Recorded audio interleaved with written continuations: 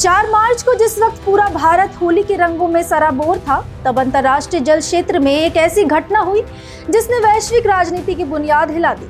Iran का एक जंगी जहाज IRIS डेना, जो कुछ ही दिन पहले तक भारत का सम्मानित मेहमान था, उसे समंदर की गहराइयों में दफन कर दिया गया। 87 ईरानी नौसैनिकों की जान चली गई, 32 का रेस्क्यू किया गया और दर्जनों अब तक लापता बताए जा रहे हैं। ये कोई सामान्य दुर्घटना नहीं है, यह अमेरिका का ईरान को दिया गया अब तक का सबसे घातक संदेश था। लेकिन सवाल ये है कि ये घटना भारत के रणनीतिक प्रभाव वाले क्षेत्र में इतने करीब क्यों हुई, और क्या मिडिल ईस्ट की ये आग अब भारत के दरवाजे तक पहुंच गई है? सबसे पहले जान लेते हैं जहाज आखिर क्या था। IRIS डेना ईरान की नौसेना का एक मौज क्लास गाइडेड मिसाइल फ्रिगेट था। इसे पूरी तरह ईरान के वैज्ञानिकों और इंजीनियरों ने खुद तैयार किया था। इसे नौसेना में शामिल किया गया तो इसे ईरान की आत्मनिर्भरता का प्रतीक बताया गया। ये जहाज नूर और कादिर जैसी क्रूज मिसाइलों से लैस रहता है, जो 300 किमी दूर तक दुश्मन को तबाह कर सकती थी।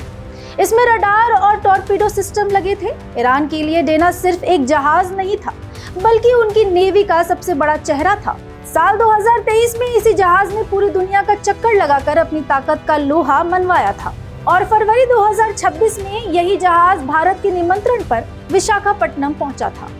16 फरवरी को भारत मिलन 2026 अभ्यास का आयोजन हुआ था। 74 देशों के बीच IRIS को विशेष सम्मान मिला।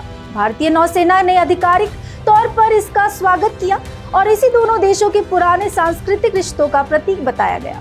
4 मार्च को जब IRIS डेना अपना मिशन पूरा कर ईरान वापस लौट रहा था, तभी श्रीलंका के तट के पास अंतर्राष्ट्रीय जेल क्षेत्र में एक अमेरिकी पनडुब्बी ने उस पर अचानक हमला बोल दिया।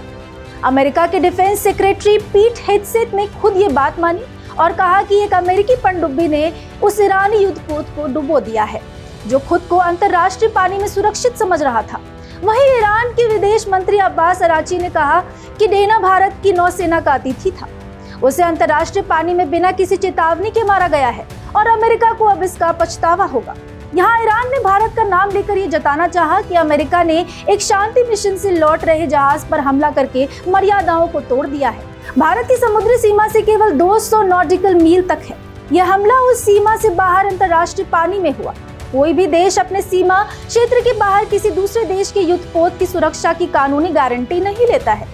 भारत ने एक मेजबान का धर्म निभाया, लेकिन अंतर्राष्ट्रीय जल क्षेत्र में सुरक्षा उस जहाज की अपनी खुद की जिम्मेदारी थी। अभी भी ये हमला जारी है और दोनों देशों के बीच ताबड़तोड़ हमले हो रहे हैं। नुकसान किसका हो रहा है? आम इंसान का। इस खबर में आपकी क्या राय है? हमें कमेंट सेक्शन में जरूर बताएं। ऐसे ही खबरों के लिए देखते रहिए भारत एक्सप्रेस।